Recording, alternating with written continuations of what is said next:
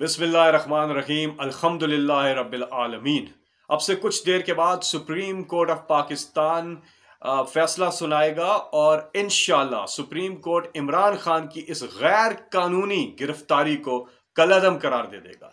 इमरान खान ने कोई कानून नहीं तोड़ा और इमरान खान कानून से नहीं भाग रहे, बल्कि कानून इमरान खान से भाग रहा है।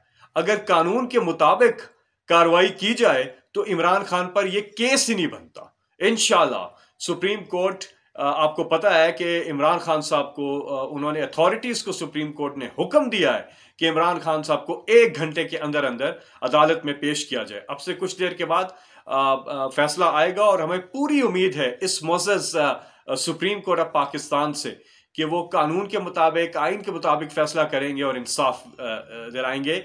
ये पाकिस्तानी कौम इस वक्त देख रही है सुप्रीम कोर्ट ऑफ पाकिस्तान को। पाकिस्तान को हमने बचाना है, हमने पाकिस्तानी कौम को बचाना है, हमने इस मुल्क के लिए जद्दोजहद जारी रखनी है और हमने इंशाल्लाह इमरान खान की क़यादत में पाकिस्तान को आगे लेकर के जाना है। अल्लाह ताला से दुआ, या अल्लाह आप पाकिस्तान को या अल्लाह बचा ले,